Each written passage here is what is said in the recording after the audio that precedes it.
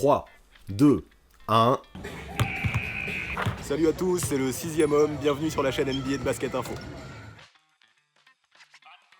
Aujourd'hui, avant de vous donner les noms des gagnants du concours avec Basket le Mag en fin de vidéo, c'est un Airball Project que je vous propose. Et vu que je sais que vous aimez ça, on va parler des prospects. Il y a quelques semaines, je vous avais présenté mon top 6 des futures stars françaises en NBA. Sauf qu'à ce moment-là, je ne vous avais parlé que de joueurs évoluant en Europe. Et vous vous en doutez, toutes les pépites françaises ne sont pas sur le vieux continent. Pas moins de 18 joueurs ont déjà eu du temps de jeu cette saison en NCAA de l'autre côté de l'Atlantique. Et certains brillent vraiment. Et t'as pu voir des matchs de chacun d'eux. Les 18, impossible, il y a plus de 350 facs en division 1 américaine. Donc les gros matchs avec de gros programmes, c'est easy de les voir et il y a clairement moyen de scouter. Les universités de renommée moins importantes, c'est souvent bien moins aisé de les mater depuis la France. Mais c'est pas grave, parce qu'il y en a beaucoup de ces gamins que j'ai vu évoluer en équipe de France jeune. Chaque été, j'adore les regarder jouer lors des compétitions internationales qui représentent une mine d'informations pour les scouts. Et donc tu vas te baser que là-dessus, c'est pas forcément très récent. Non, ce serait trop limitant de faire ça, mais forcément ça va quand même influencer mon avis. Surtout que ceux que je veux évoquer, la plupart, je les ai quand même vus jouer à la fac. Donc au final, entre ceux que j'ai vus jouer à différents niveaux, les articles US que j'ai lus, mais aussi les stats que j'ai étudiés, j'ai quand même réussi à mener mon enquête et avoir un avis plutôt précis sur ces prospects. C'est donc à partir de ça que je vais faire mon classement des 6 meilleurs français en NCAA, et c'est donc à partir de ça que je vais essayer de prédire avec plus ou moins de réussite leur carrière au moins à court terme. Pour le reste, je ferai appel à ma boule de cristal. Un vrai Airball Project quoi.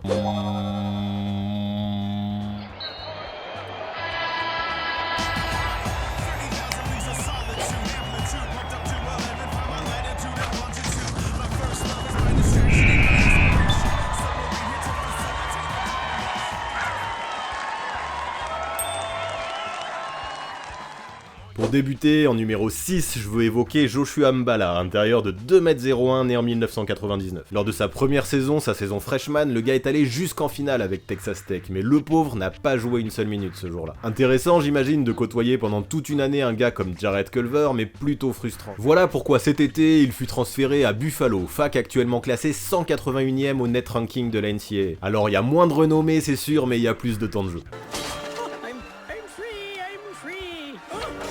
Surtout que depuis son arrivée, il s'éclate. Il a obtenu une place de titulaire direct et enchaîne les doubles-doubles. Le mec, à peu de choses près, tourne à 10 points et 9 rebonds de moyenne et a réalisé quelques matchs exceptionnels, comme ce jour fin décembre où il a cumulé 14 points et 15 rebonds face à Sainte-Bonaventure. Ce qu'il faut noter, c'est que très costaud et très athlétique, Mballa possède un vrai sens du rebond offensif, c'est une machine même. Il est l'un des tout meilleurs performeurs du pays dans ce domaine. Assez logiquement, il marque donc énormément de points sur seconde chance. En fait, son envergure l'aide beaucoup là-dessus et c'est également le cas en défense. Ouais, Mballa montre beaucoup de volonté de ce côté-là du terrain et est un contreur de grande valeur pour sa team. Par son côté energizer, le prospect français présente un profil très intéressant avec des qualités qui me séduisent particulièrement. Tout ça, ça se voyait d'ailleurs très bien lors de l'Euro U18 en 2017, mais aujourd'hui c'est puissance 10 tant les progrès sont flagrants.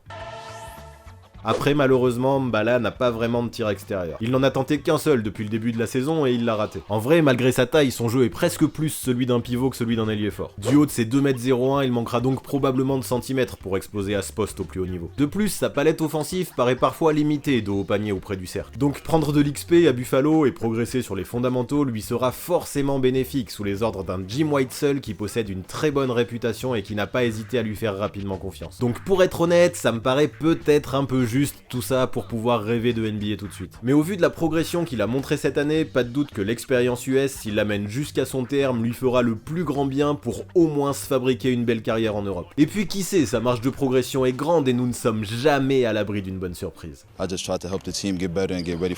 En place numéro 5, je vais maintenant parler de Ivan Ouedraogo. Bordelais, il évolue au poste de pivot, il possède un physique très tanké. During World War II, German tanks just got bigger and bigger. 2m06 pour 118 kg, peu de joueurs de 17 ans peuvent se vanter de présenter un tel corps. Parce que oui, le gars est né en 2002 et est entré à la fac avec un an d'avance. À l'Euro U16 en 2018, il s'était d'ailleurs baladé en tournant à quasiment un double-double par match. Sa perf à 23 points et 15 rebonds pour vaincre la Serbie en quart, je peux vous dire que je m'en rappelle encore. Du coup, pas mal d'universités le courtisaient à sa sortie de l'INSEP et c'est vers Nebraska, fac classé 159ème au net ranking de la NCAA, que Ouedraogo a décidé de se tourner. Il vient donc de faire ses débuts chez les Huskers sous les ordres d'un Fred Hoiberg au coaching qu'on ne présente plus. plus. Du coup, à la fac, le pivot a été titulaire dès son arrivée. Depuis, il y fait ses armes tranquillement, découvrant un nouveau championnat et un nouveau niveau. Doté de bonnes mains et de bons appuis, Ouedraogo montre qu'il dispose de bonnes qualités au scoring. Il a réalisé son meilleur match outre-Atlantique fin décembre avec 11 points et 14 rebonds. C'est franchement pas mal du tout à son âge.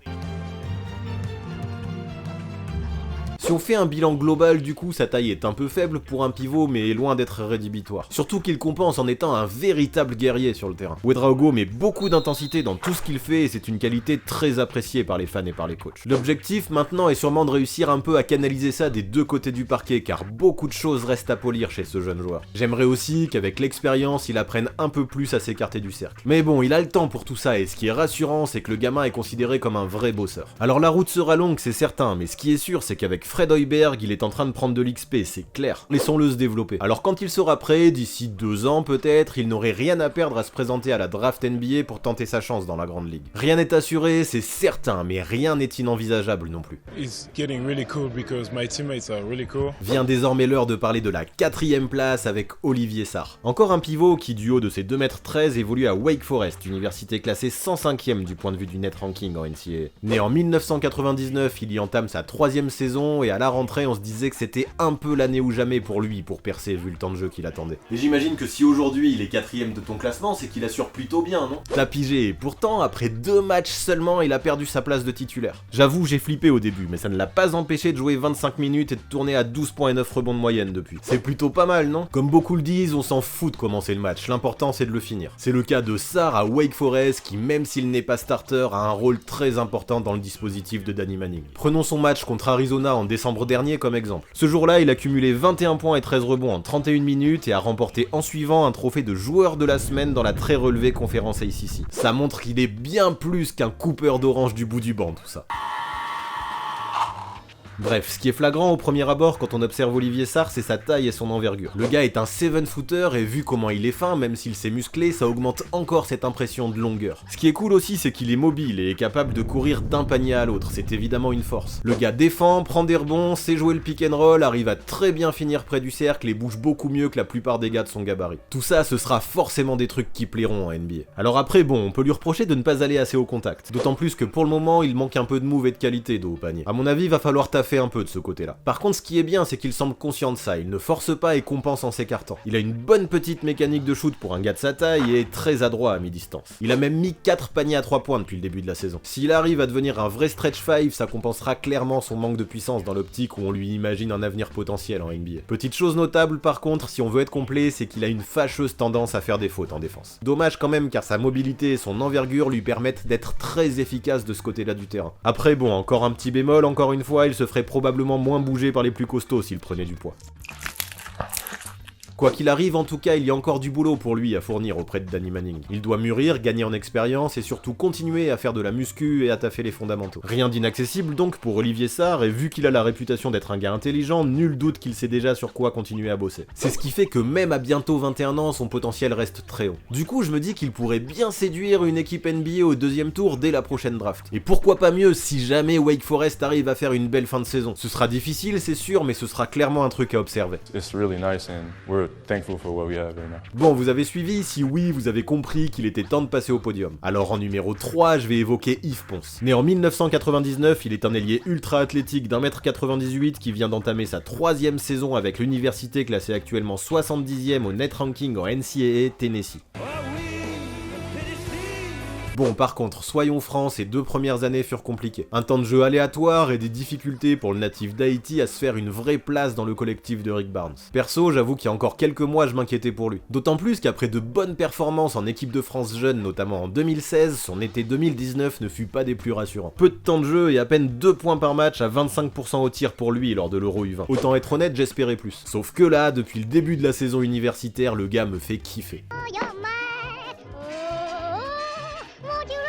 En fait, dès la rentrée, Rick Barnes, qui l'utilisait essentiellement au poste 2, a décidé de le décaler au poste 4, et ce fut une réussite flagrante. Bah ouais, Ponce n'a jamais été un spécialiste de la création, et il n'utilisait quasiment que sa main gauche dans tout ce qu'il faisait. Le faire évoluer en tant qu'arrière accentuait donc largement ses difficultés. Sauf que maintenant qu'il a une place dans la peinture, tout semble finalement réuni pour qu'il s'épanouisse. Devenu un titulaire indiscutable désormais, il tourne à 11 points et 5 rebonds, et surtout a pour mission constante de faire vivre un calvaire aux meilleurs scoreurs adverses. Parce que oui, Yves Ponce Ponce, en plus d'être monstrueux athlétiquement, de sauter très très haut et de sortir des tomards de dingue, est un excellent défenseur capable de tourner à 2,6 contres de moyenne par match. Son envergure est ultra intéressante et peut gêner n'importe quel adversaire, quel que soit son poste. Il y a quelques jours, face à South Carolina, il a posé 5 blocs, mais aussi 6 il y a quelques semaines face à Jacksonville State. Pour un joueur de moins de 2 mètres, c'est assez ouf. Tu sens qu'il a beaucoup de fierté à défendre et qu'il est le genre de gars qui n'hésite jamais à tout donner de ce côté-là du terrain. Nouveau point positif aussi, la progression de son shoot. Bon, il y a du taf, beaucoup de taf, notamment sur la mécanique. Mais il commence à prendre confiance peu à peu et n'a plus aucune difficulté à mettre les shoots ouverts. Quand il a sorti un 3 sur 5 face à LSU pour finir à 18 points début janvier, je dois dire que ça m'a très agréablement surpris. Ça montre mine de rien que le gars taffe sérieusement et ça me donne plutôt bon espoir. Après, bien sûr, un peu plus de régularité ne lui ferait pas de mal quand même. Yves Ponce a parfois du mal à redresser la barre lorsqu'il entame mal son match et rate ses premiers shoots. On peut alors le voir tête baissée et considérablement s'effacer, ce qui est plutôt dommage lorsque l'on sait que son coach attend maintenant de lui qu'il soit l'un des leaders de sa team. Mais bon, à travers ça, tu sens aussi que le mec prend les choses à cœur et met une attention particulière à tout faire du mieux possible. Ça fait de lui un jeune très à l'écoute de ce qu'on lui dit et vraiment super agréable à coacher de ce que j'ai lu. Cet environnement lui fait donc du bien et il faut littéralement être aveugle pour ne pas voir les progrès qu'il a réalisés cette saison.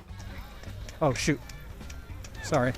Bon, après, faut pas se leurrer, il sera probablement trop petit pour jouer au poste 4 en NBA et ses lacunes à la création pourraient l'handicaper au poste 2. Mais s'il continue à mettre de plus en plus dedans de loin, ça pourrait être la clé. Puis aucun doute là-dessus, ses capacités athlétiques monstrueuses, limite à la Zion Williamson, ou sa capacité à défendre et à switcher sur quasiment n'importe quel poste pourrait beaucoup plaire en NBA. Il n'est donc pas du tout fou d'envisager un deuxième tour de draft en juin prochain ou encore en juin 2021. Ponce commence même à pointer le bout de son nez dans certaines mock drafts. Alors pourquoi ne pas l'imaginer avoir une chance rapidement en NBA dans un profil de 3&D. Or you can say battre Vanderbilt.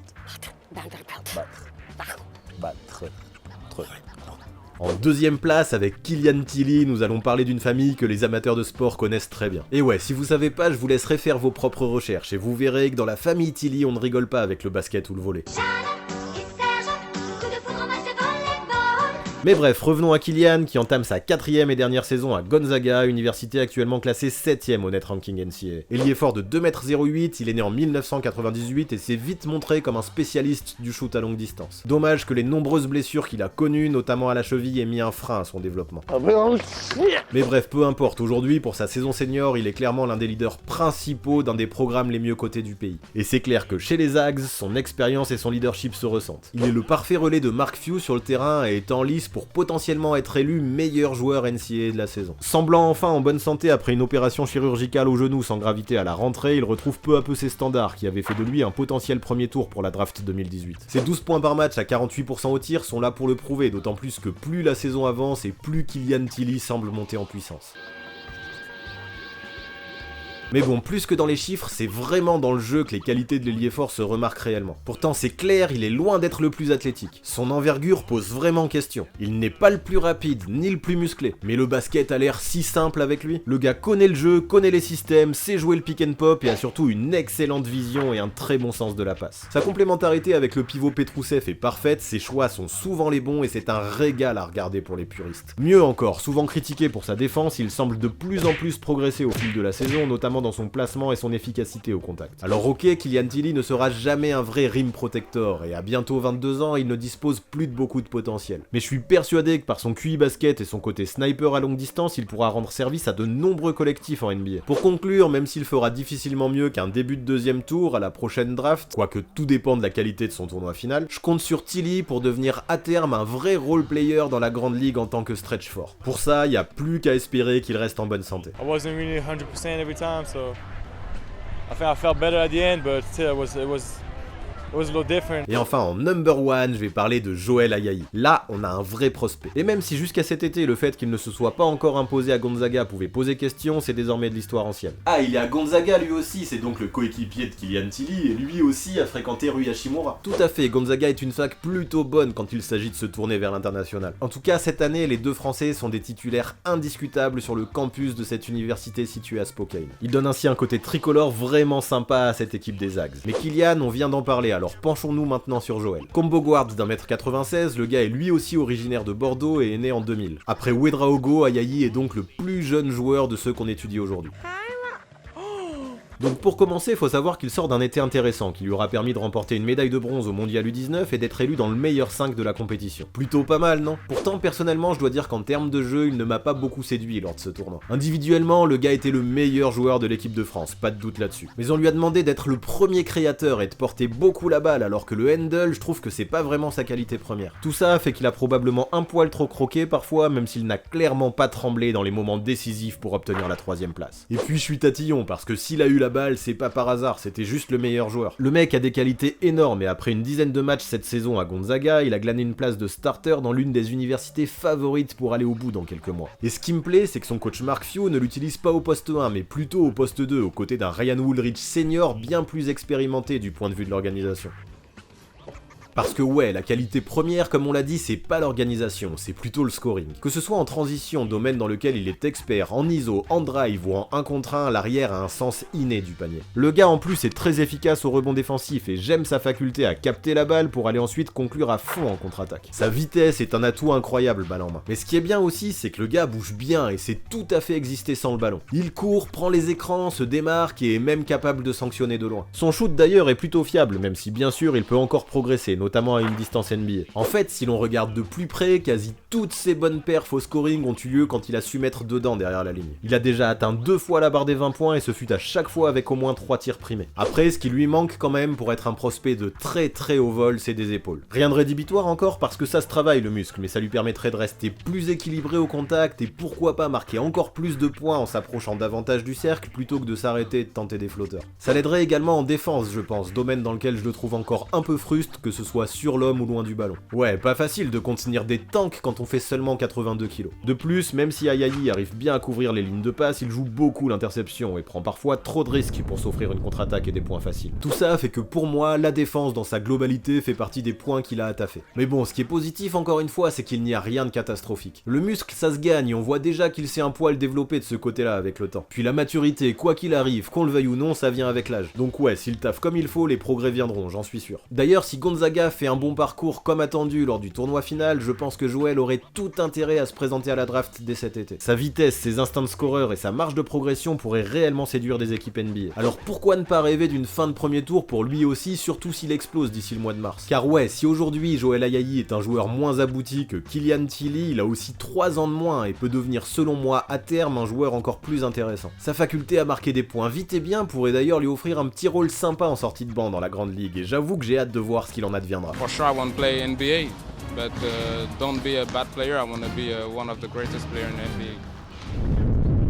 Voilà pour ce qui est de mon top 6 des meilleurs français en NCAA, voilà pour ce qui est de mon 15e Airball Project. Je tiens quand même à faire un petit big up à Alexis Yetna qui m'a réellement convaincu lors de sa saison freshman à South Florida l'an dernier. Malheureusement, une blessure au genou l'oblige actuellement à faire une saison blanche. J'ai donc décidé de ne pas le mettre dans mon classement, mais je suivrai son retour avec beaucoup d'attention la saison prochaine. Mais bref, comme d'habitude, je ne vous laisse pas sans faire une place à votre rubrique. Et comme promis, je vous annonce les noms des gagnants du grand concours de la semaine dernière. Basket Le Mag offrait à 2 d'entre vous un abonnement découverte de 3 mois à leur magazine. Mais pour avoir une chance, il fallait d'abord répondre correctement à la question que j'avais posée. Quel est le meilleur scoreur de la NBA sur la décennie 2010-2019 ? Eh bien, vous avez été beaucoup à répondre LeBron James, énormément même. Mais la réponse était bien James Harden, qui au total a scoré 206 points de plus que le King sur ces 10 dernières années. Et parmi la petite centaine que vous avez été à avoir juste, les 2 gagnants sont Kevin Madec et Ngaro Hussein Hamid. Bravo à vous. Pour obtenir vos abonnements, je vous invite à rapidement m'écrire sur Instagram ou à l'adresse mail contact qui sera dans la description. À partir de maintenant, vous avez une semaine pile poil pour le réclamer. Passez ce délai, je remettrai tout ça en jeu. Et pour vous qui n'avez pas été tiré au sort, ne vous en faites pas, consolez-vous, il y a d'autres concours très chouettes à venir dans les futures vidéos de la chaîne. Alors pour ne pas les manquer, je vous invite vivement à écouter ce que Yvan Février a à vous dire.